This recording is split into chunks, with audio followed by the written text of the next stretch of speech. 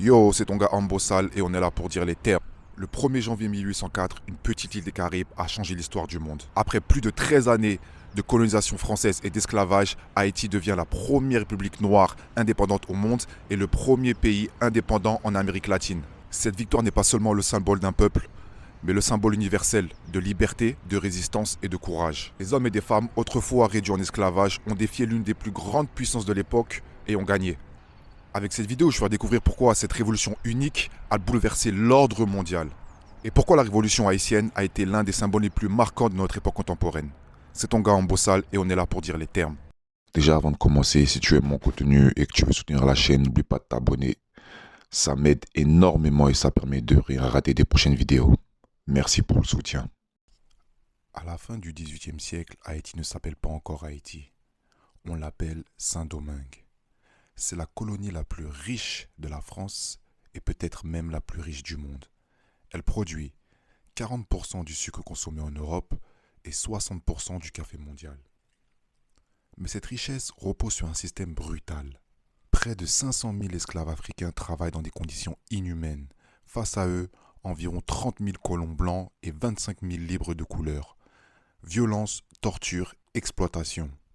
La société est une bombe prête à exploser.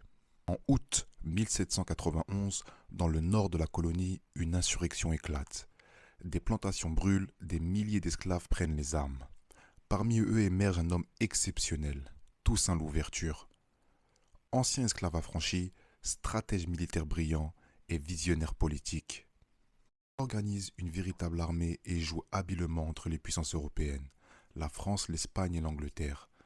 En 1794, la France abolit l'esclavage dans ses colonies. Toussaint devient le dirigeant de facto de Saint-Domingue. Mais cette liberté reste fragile. Le pouvoir en France a changé. Un homme ambitieux dirige désormais le pays, Napoléon Bonaparte. Son objectif, reprendre le contrôle total de la colonie et rétablir l'esclavage. Il envoie plus de 30 000 soldats. Après des combats violents, Toussaint Louverture est capturé par ruse et déporté en France. Il meurt en prison en 1803. Avant de partir, il aurait déclaré « En me renversant, on n'a abattu à Saint-Domingue que le tronc de l'arbre de la liberté. Il ne repoussera pas les racines. » Et il avait raison.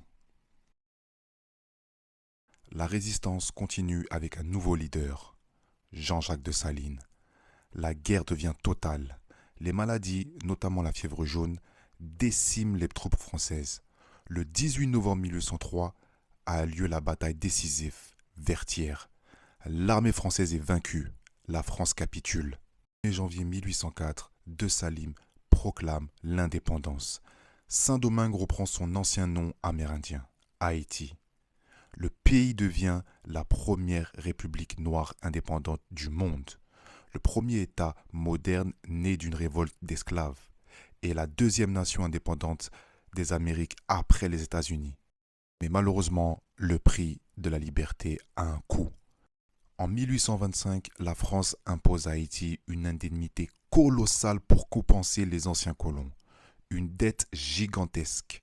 Haïti devra payer pendant plus d'un siècle. Isolement diplomatique, pression internationale, difficultés économiques profondes. La liberté a été conquise. Mais à quel prix ? L'indépendance d'Haïti n'est pas seulement un événement caribéen, c'est un moment fondateur de l'histoire mondiale. Elle prouve que même le système le plus brutal peut être renversé. Haïti est né d'une révolution pour la dignité humaine, et cette histoire mérite d'être racontée.